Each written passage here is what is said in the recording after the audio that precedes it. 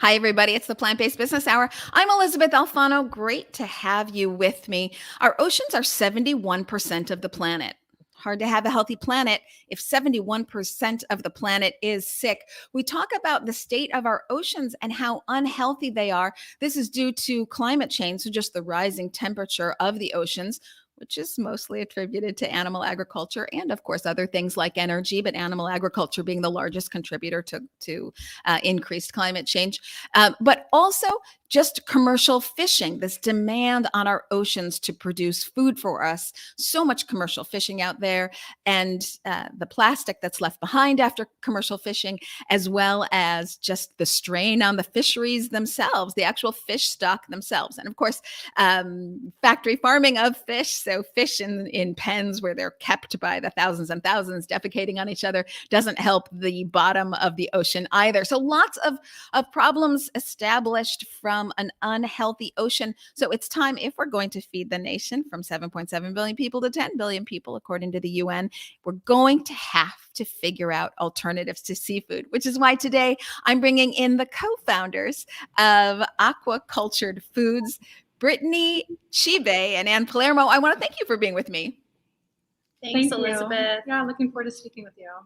Okay, so much to delve into. I'll just credit the Good Food Institute, which we all love. They say that investment into alternative seafoods in 2020 was about 90 million, and in half of 2021, it moved up to about 116 million. Still very small, but you see the increase of interest from investors, and then also a tiny, tiny market that we are. The alternative seafood market is now about 12 million according to Good Food Institute, up from about 10 million. So up about 23%. Of course, that probably doesn't take in smaller sales that can't be tracked. So maybe it's a little higher than 12 million, but we are a speck on the map of seafood, which is about 160 billion today. So I wanted to talk to the two of you and find out what you're doing with aquacultured foods and exactly what product you're going to hit the market with first. Yeah, great. So Elysabeth, thanks for asking. We are going to be hitting the market first with several different types of alternative seafood products. First is going to be a breaded and fried calamari product and a breaded popcorn shrimp. So what we're really trying to do is bring new and exciting, delicious products with great nutrition to market, but also bring it to market more accessibly. Because what we want to do is meet consumers where they are at right now, and those are the type of products that they're really consuming in the largest quantities. So if we're going to make impactful change and really improve the health of our oceans and feed the growing population, it's best to really provide them with foods that they're already eating.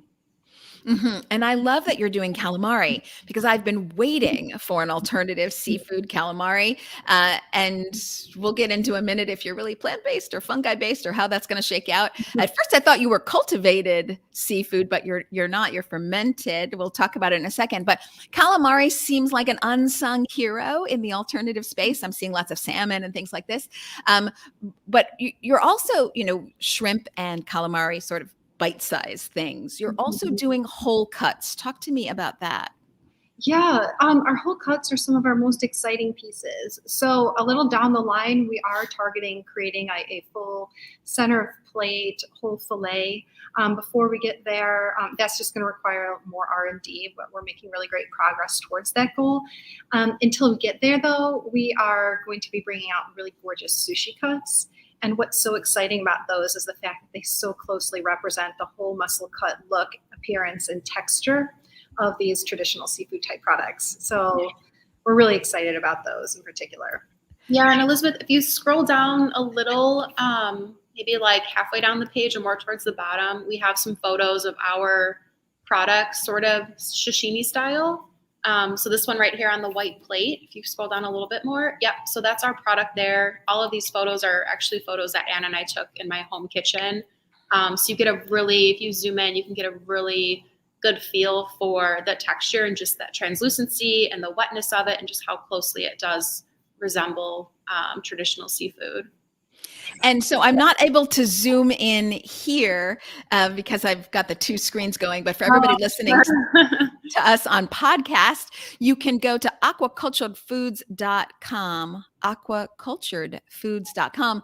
But here, as we scroll through the website, I love that we're looking at sort of whole cuts here. And then here's another version of perhaps a whole cut. And you had mentioned sushi early on. So here's a really good crystal clear picture of how this sashimi really would look like. But of course, it looks exactly like fish, but it isn't. So tell me then, what is it?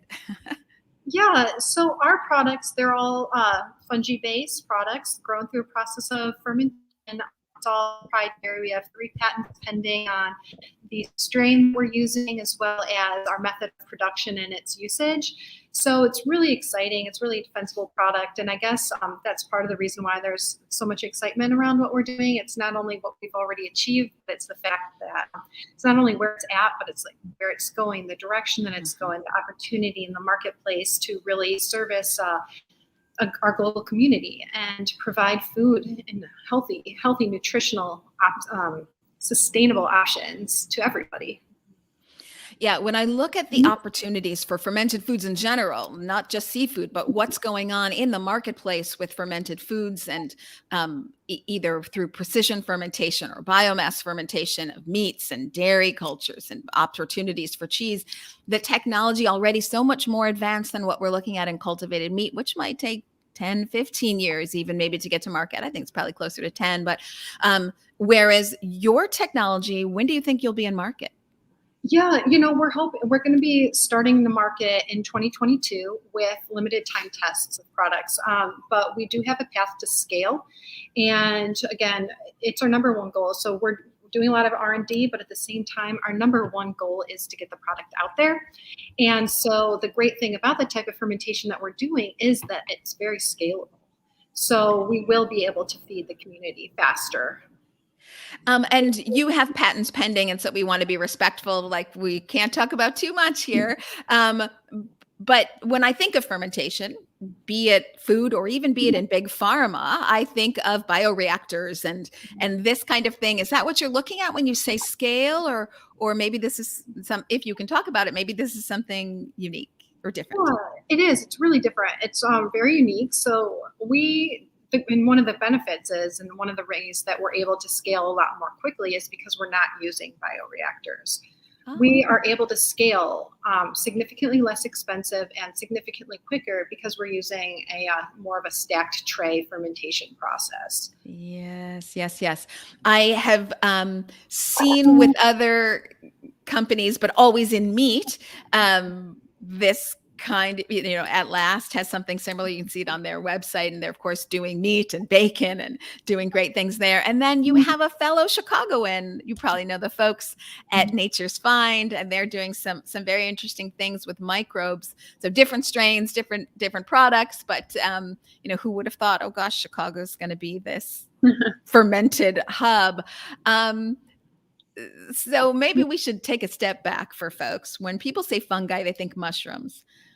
But let's see if I've got this right. Not all mushrooms are fungi, but not all fungi are mushrooms, correct? Yes. Okay. But these are all in the microbe family. Yeah. Okay.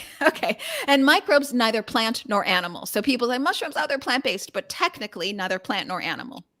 Right. It's a whole different kingdom.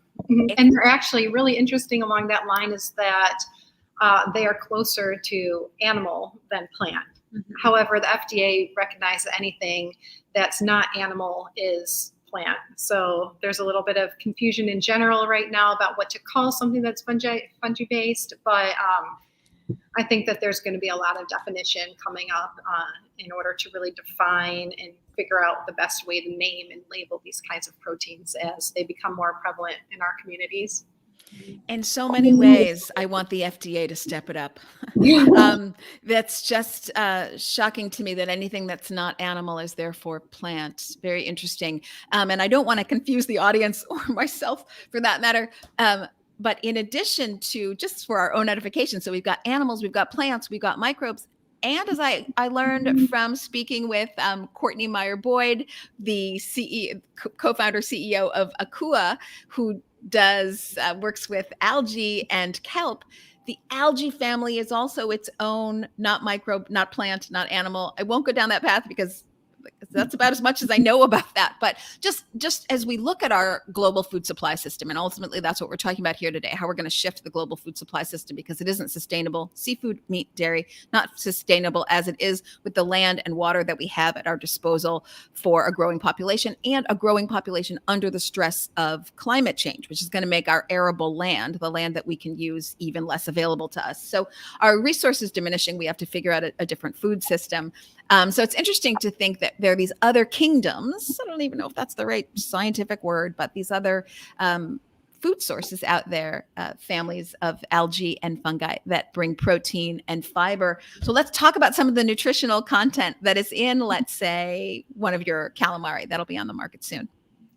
Yeah, well, right now, as we are finalizing our breading, that's an area that the nutritional base is going to change a little bit. But in raw protein itself, in 100-gram sample size, there's only about 80 or 90 calories. There's 18 to 20 grams of protein and 10 to 12 grams of fiber.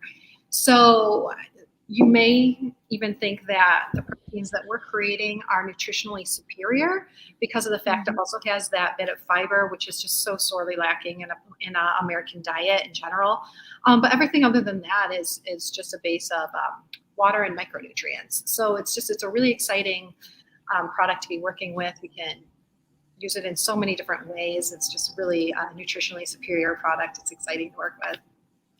Yes, I would agree with that. Now, when you say micronutrients, I start to think about things like gut biome and gut health. And I don't know if there is a correlation with the products that you're working on and that, but if there is, I'd love to know more.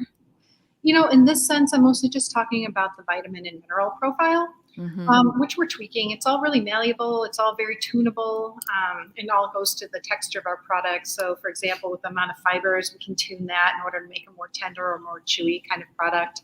But yeah, when it comes to the microbiome in particular, though, for gut health, I think most of that is just related to the fact that there is so much fiber.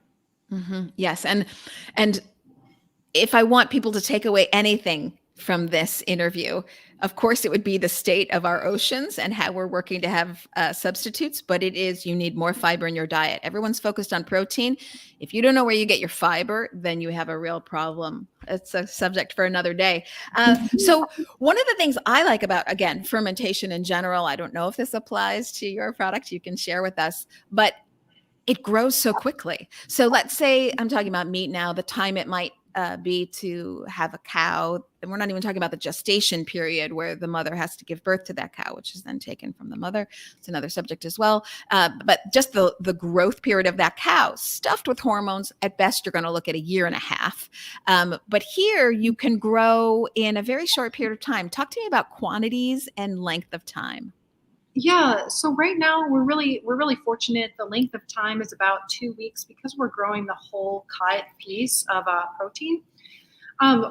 We can also, it changes the texture and when we change the growth rate. So what we're also doing is we're making tweaks to the medium that it's growing in, and that is also allowing us to adjust the period of time it takes to grow. But yeah, right now we're sitting at around 2 weeks. But we have a path to shortening that as well. Again, still shorter than growing an entire fish or an entire cow, but my word, yes.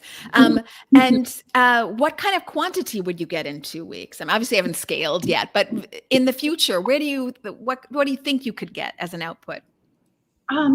That is something that we're still calculating. Right now, we're working on optimizing the growth in the actual product itself, so it's a little undetermined right yet.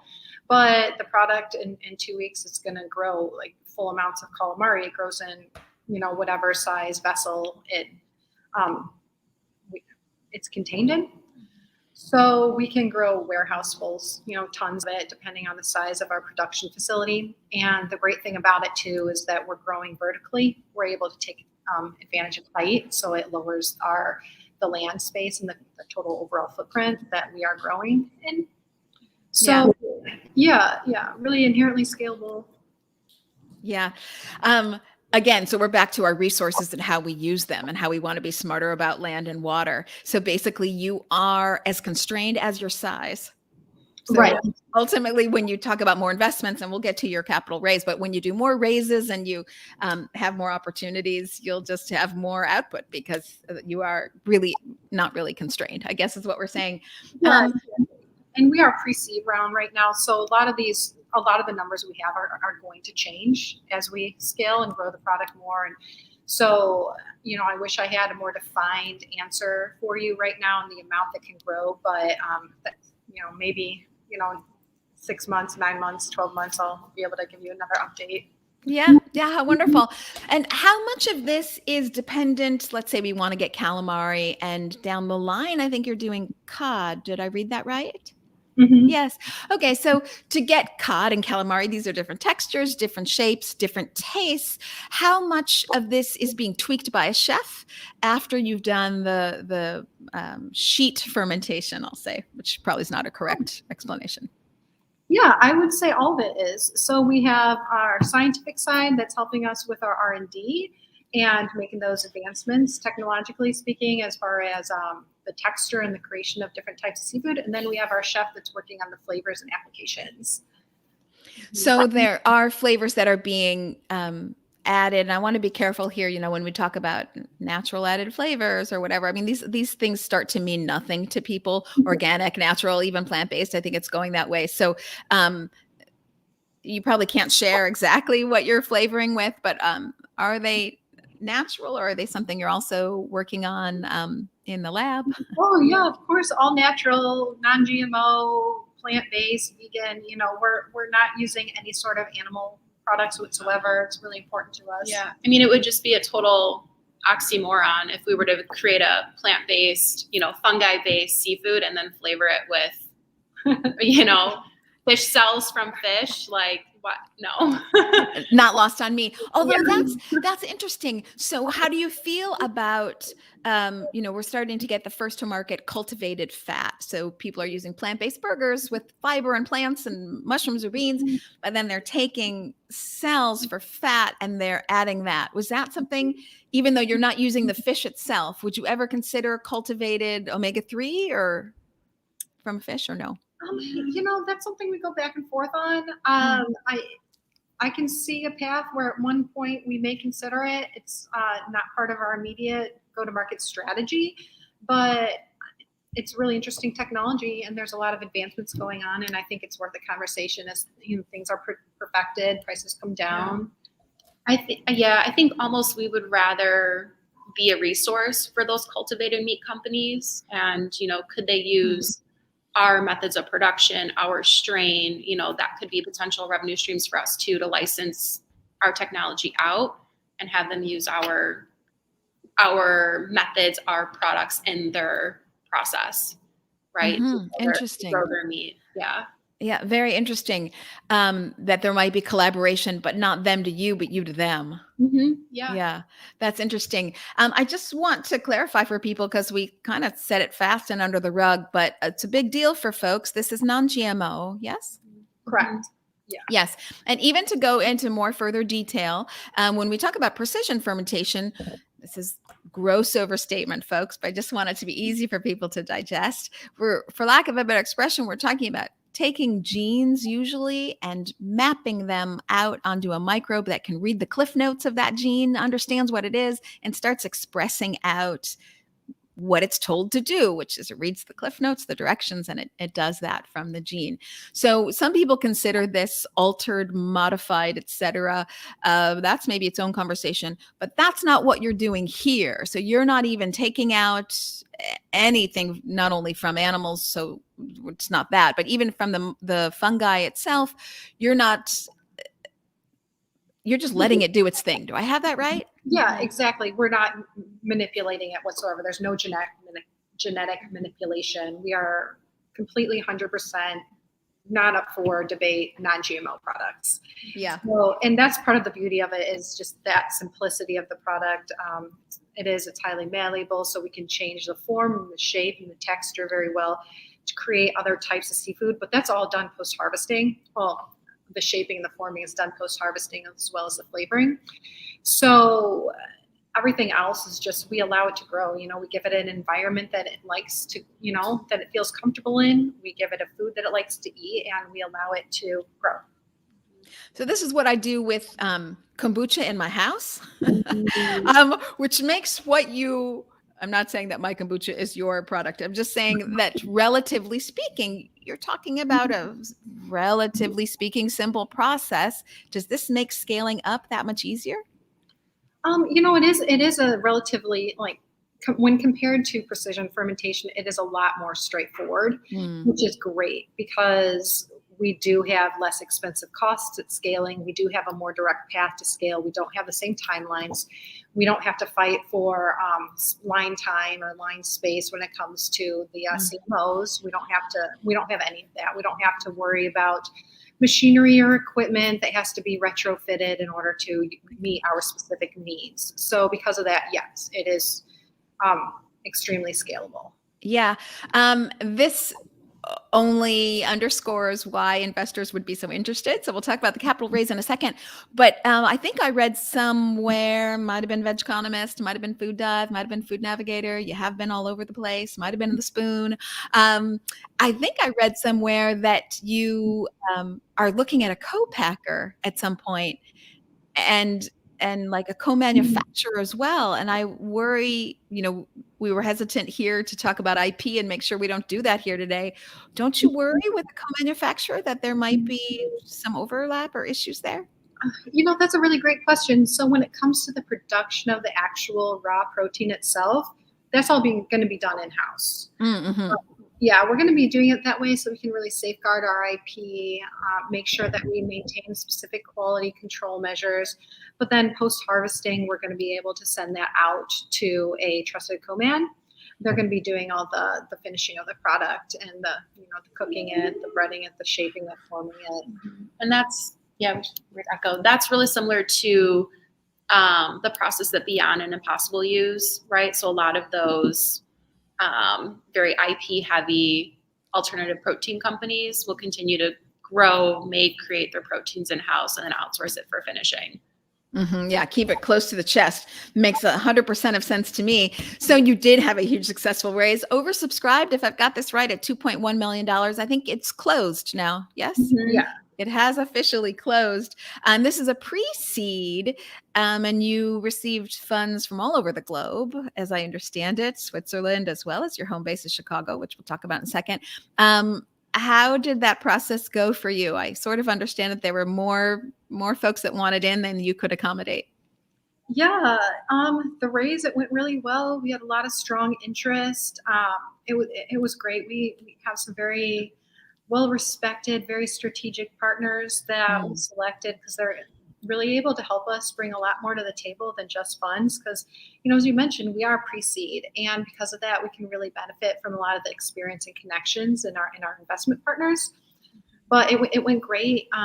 We're really fortunate that I think we only made one reach out, and everybody else, kind of came to us. So, why do you think that is? Is it that the plant-based alternative seafood market is burgeoning, so people want to get in early? Or is it the crisis of the not plant-based, not alt, the regular seafood arena? Or is it your special IP? Yeah, it's everything, right? It's like, this is a huge opportunity, and GFI was noted maybe a year ago now saying alt seafood is a white space. Like, nobody is owning that space yet. There's so much opportunity. And it's this, like, the globe is in crisis, right? Our oceans are overfished. I'm a diver, so I just have a huge passion for our oceans. And it's one of the reasons why I joined Anne to build this company. And we have great tech that's defensible. We have an amazing team with all very different backgrounds and very different strengths. And it's, it is a gamble in pre-seed, right? Like, it's you're betting on the team at this stage. But I think we've been able to back up and show that we are the company to meet this demand, and we're the company to bring this to market and really make an impact and make a global change. Like, we're here to protect our oceans, feed the next billion people on the planet. And I think we were in a really unique situation where we got to be selective with who we decided to partner with, and we partnered with those really mission aligned investors that are going to support us. And also, I don't know. I just feel like this was our first time fundraising, and it could not have gone better. And I just think we're really lucky with the partners we have on our team. Yeah, it's really quite amazing how well it's gone for you right out of the box. How has it been to be a startup? So Chicago, historically a food center, obviously Quaker Oats, Sara Lee, Kraft, of course. And so it's always been a food center. Of course, it was also the slaughterhouse capital of the world, where animals would be trained in or brought in through ground transportation and slaughtered and then shipped out again. Yeah, so it's got this long food history. And then it's also a little bit of a plant-based food hub. You've got Greenleaf Foods, which is the umbrella company for Light Life and Field Roast. You've got Upton's Naturals. You've got some smaller companies there. You've got Cool Beans, which is there. So a lot going on in Chicago. How did Chicago help you or hurt you? It's not Silicon Valley. So how did it help you or hurt you in your fundraising? It's a good question. I mean, that's how we met. So Anna and I met at a food founder event in Chicago like 6 years ago. So through the hatchery or? No. Just through a network of food founders that would get together for a weekly or monthly happy hour. Wow. So, I mean, I'm grateful for that. That's how we came together. But yeah, I don't know if it helped us or it hurt us. I mean, two of our larger investors in this round were working in Chicago or Chicago based. So that helped, but I wouldn't say it helped or hurt us in either a significant way. Yeah. And, coming in and starting fundraising, during COVID means that there's so many Zooms. Almost every one of our calls was all Zoom related or on Zoom at some point. So I think there's been a fundamental shift in how fundraising is done. You're able to fit in a lot more phone calls and rather than when you do in-person meetings. And so I think that we were probably helped because of the ability to do these Zoom calls. And I think where you're located, it's become a little bit less of a priority or maybe help or hindrance. However, the one benefit of being in Chicago is the fact that overall costs are lower than in, for example, San Francisco or New York. 100%. Will you keep manufacturing in Chicago? Yeah. Ideally. Wow, that's very exciting. I think I know some of the folks who invested out of Chicago with you, which is so very fun. How did you find BIV? Because they were your first, you went through their incubator, correct? Yeah, we did. They were great. We have really great relationships with them, very strong relationships. We have monthly calls with them. So they've been really good to us in helping, open up their network and answer any potential questions that we have. So, I mean, overall it was a really positive experience and we're thankful for it. Yeah. I have a good little story about BIV. So Ann and I think early on we knew we wanted to do an incubator because we knew, okay, we need some money. We need to get this off the ground. And so we applied to Big Idea Ventures. And I think if you don't know Andrew Ive.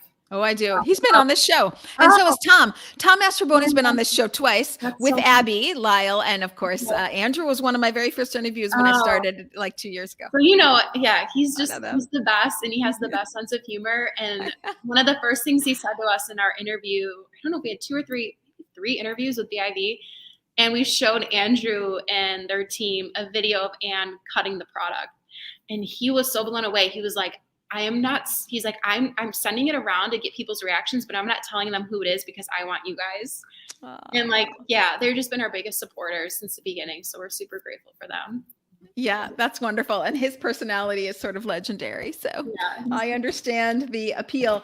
All right. So we're talking about scaling and making the product and its nutritional value and texture and shaping it and working with the chef to get the taste right for the different seafoods that you'll put out. But what's your go-to-market strategy? Not everybody makes seafood at home. A lot of people don't know what to do with it. I mean, if you're talking about, fried shrimp or fried, calamari, most people can wrap their minds around that. But a whole piece of cod. A lot of people don't know what to do with that. So Mhm. what's your go-to market strategy? Direct to consumer or straight to restaurants? Yeah, well, so 70% of seafood is eaten outside of the home, right? So at the restaurant level. So food service is going to be a significant channel for us. And so we've already had, I don't want to say who, but we've already had preliminary conversations and continued conversations with a lot of the big players, not only on the distributor side, but also at the operator level.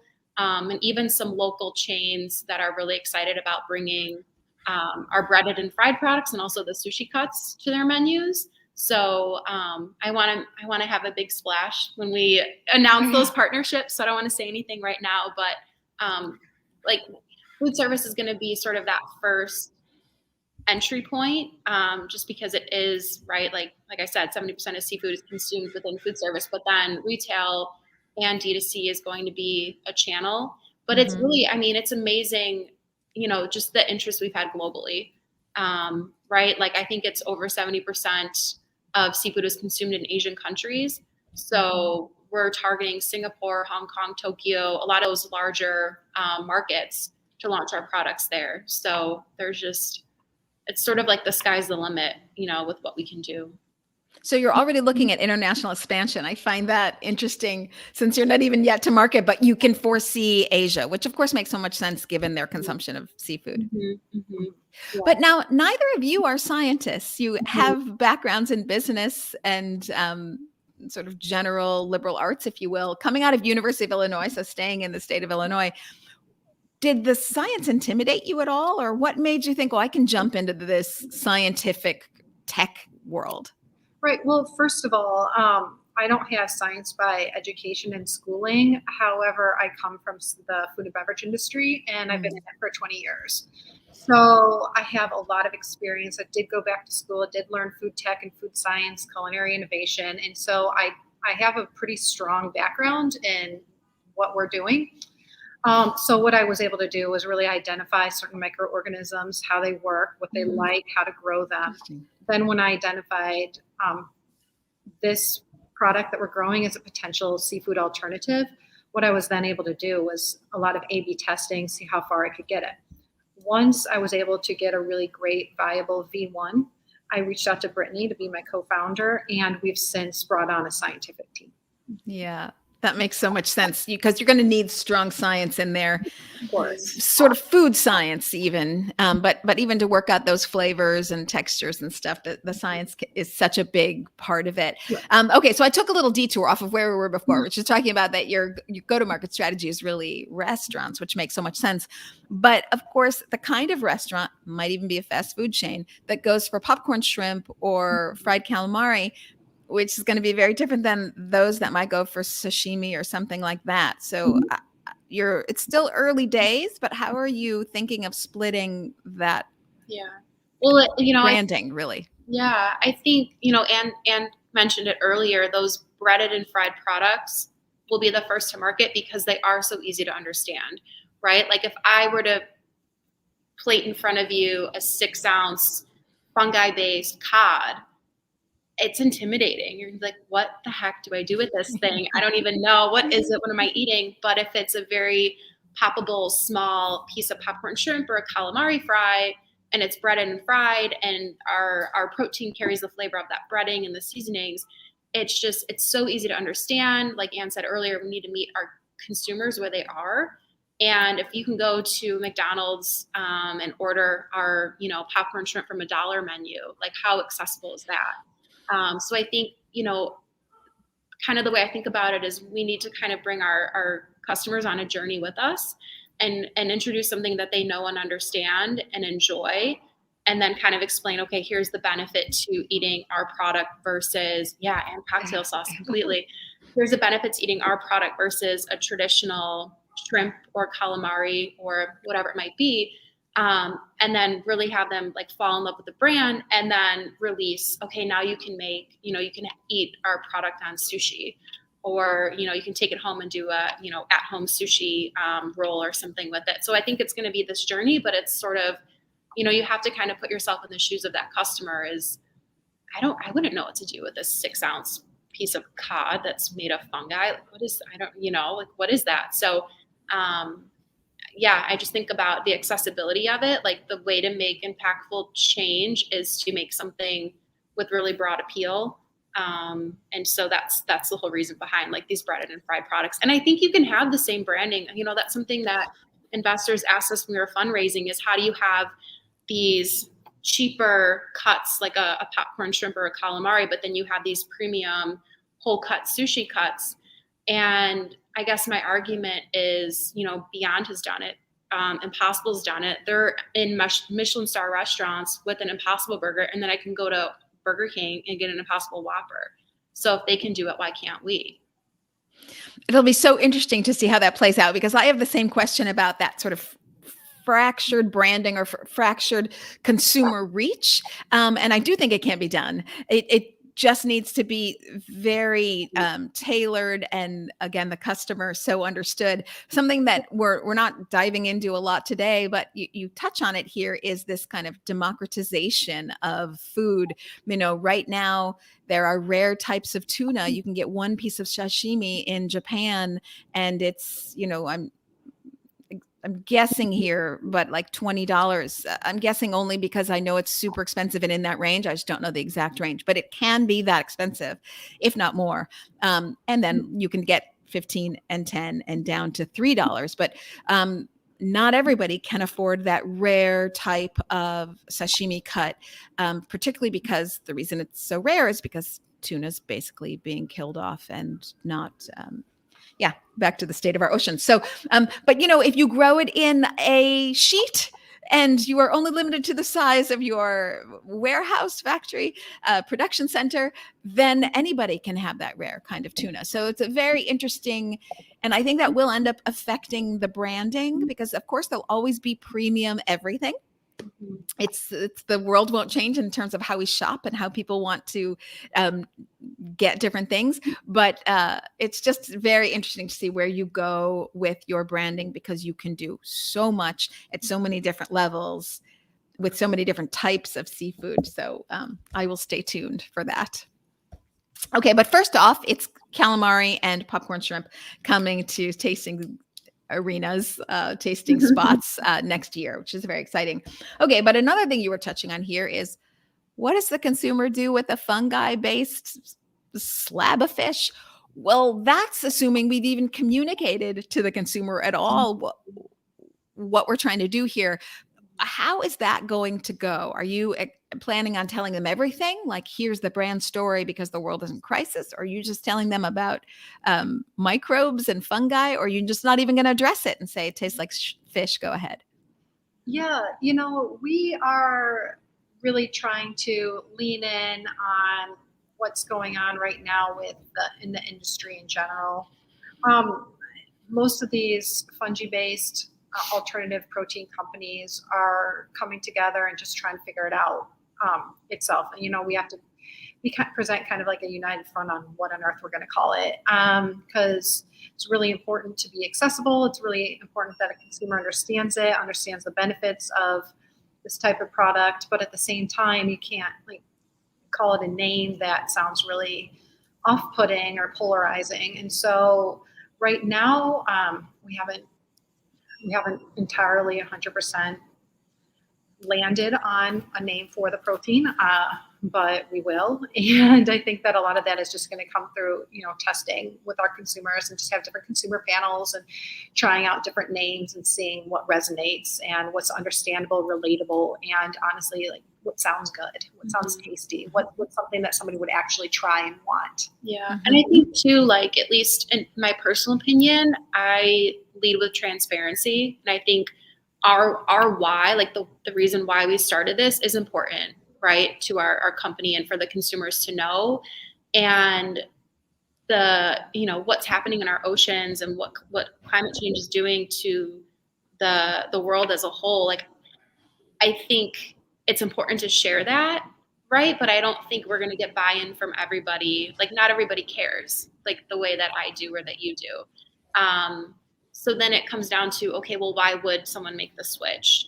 And at the end of the day, I think it's, you know, we have to remember, yeah, this is really cool technology, but it's food, right? At the end of the day, it's food, and taste is king. So it has to taste really good. It has to be affordable, and it has to not only replicate the experience of traditional seafood, but be better than, right? Like I come from a private label background.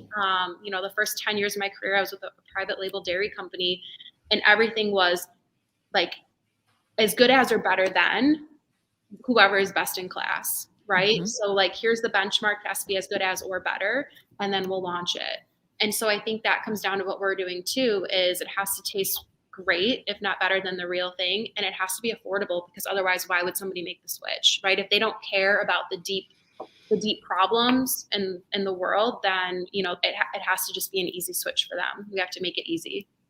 Yeah, it has to be taste, price, and convenience. Good Food Institute just resonates here with all of us. Mm. But I actually think there's going to be a big health play as well, because you look at the tainted state of the ocean. So much fish has mercury in it, and commercial fish has hormones, antibiotics, that kind of stuff. So you're not going to have any of that mercury, hormones, antibiotics. Already there's a health play. Plus, you're talking about the fiber that you have, et cetera. So I think there's a lot that can interest people personally, if you nail that taste, price, and convenience. That, of course, doesn't go away. My little 2 cents here is that when the alt dairy world was coming together about how they wanted to start communicating with the consumer, they had a panel of all of them together, and I was on it, as were other people who sort of have their pulse in the market, as well as the people actually making the products actually. And so we all kind of came together to talk about, well, what do we want to land on so we can have a unified front, so that we're all messaging out the same thing? Because the most confusing thing for the consumer is the FDA, the USDA is saying one thing, and then each individual company is saying something different. There's, you know, poor consumer can only take so much, and you can't ask them to have to like do a research paper on everything. They're just trying to have dinner, you know. Let's move on. Okay, well, speaking of moving on, I'm wondering what your predictions are for the alternative seafood space. So not just your own company, but as you look broader, what you're all doing and what's happening out there. Give me what it's going to look like 2 to 3 years from now. Yeah, I think there's going to be more players. I think bigger strategic players are going to, that are already in protein, is going to enter. Sorry, I was trying to read a pop-up of that. Sorry. I tried to make all of our viewers, thank you, Miss T. I tried to make all of our viewers notice that they're being listened to. Thank you, Tom. But I didn't want to distract from what you're saying, so I took it down. Please go ahead. Yeah, sure. So I think we're going to see a lot of large protein companies get into the alternative seafood space in particular, because it is a white space. But I think what else we're going to see is more of an emphasis on the nutrition, because right now a lot of the options that are out there don't have equal nutrition to the traditional seafood that they're replicating, and I think that it's really important. I think high protein levels are really, really important, and when it comes to alternative seafoods, and that's going to really start to come to light. We're going to see that a lot more. Yeah, I think so too. I think be prepared for competition. It won't be a white space for long. If anything else you'd like to add? With predictions, I don't know. I mean, for us, it's almost good in a way that, you know, sort of the alt meat, like alt beef companies, alt chicken companies have kind of paved the way. And we're benefiting from the work they did in terms of the consumer education, the industry education at the operator level and at retailers. And, you know, like it's amazing. Like Beyond Meat fought for years to have their product in the fresh meat case, right? And so now we can use that as leverage to say, hey, look at the numbers you get when you guys put Beyond next to conventional beef. We need to be next to conventional seafood. So I think, I don't know, not so much a prediction, but I think we're going to see more and more alt seafood popping up. And I think at least I would like to leverage the work that sort of those that have come before us, like we can kind of walk in their shoes and do the same for seafood. Yeah, I think that's wonderful. Regarding plant-based meats, when it's put in the frozen section, according to the Plant-Based Foods Association, when they did a study last year with Kroger, I want to say it was 12 weeks. It could have been 18, where they did this test and they put plant-based right in the frozen, and then the fresh aisle right next to meat. The sales went up 23% across the nation, and it went up 29 or 32. I can't remember. I think it's 29 No, it's 32 because it was the opposite of 23. It went up 32% in the Midwest, Mm. showing how when people, it's got to be convenient, right? So showing how when people could get their hands on it, it's what they wanted. And obviously, if you're a grocery store owner, you'd like to see 32% increase. Who would not? Okay, so my last exit question for you is we all get on with our very busy days here. And I know that you two have long, long days, as do I. So you're running around. You're super busy. You don't have time for lunch. What is your go-to snack? Ooh. What are our snacks? We have been I know. we order imperfect foods a lot, and so yeah. we have a lot of fruits and vegetables and dips in our office. We are devouring. Have you had bitchin' sauce? Oh, yes, I have. Oh my God. Sure, I have. Oh, my word. We're like Yeah. eating tubs of it. By the tub, yes. I'm the same. I'm in the exact same spot. Well, of course, we all hail, the three of us, from Chicago. But let me ask you, for those who are in Chicago proper and so they know the city, you're actually not in the city itself, right? You're in Naperville. Do I have that right? River North. We're in River North. Right Oh, you now. are? Yeah. You are? Okay. Somehow I thought facilities were out in Palatine or no, but you're in River North. Yeah. Oh, that's great. And do you ever do tours? We're being pretty quiet about our production space right now, but when we eventually open it up, we'll be happy to have you stop on by. I would love to stop by, and any tastings. Oh my gosh, just come on, let me know, and I will come right down. I split my time usually around Edgewater, East Rogers Park, and then downtown for meetings all the time. There's a little insider Chicago talk here, folks. Well, okay, I want to thank you, Ann Palermo and Brittany Chibe, for all that you do. Aquaculturedfoods.com. Aquaculture Foods, just Google it. You'll see gobs and gobs of press on them. They just closed a very successful $2.1 million pre-seed round. Well done, you. Thanks to BIV for bringing you this far, and of course all the fantastic work you do. Thank you for working on it. I super appreciate it personally. It's very meaningful work, which is why we all do what we do. So you guys don't go away.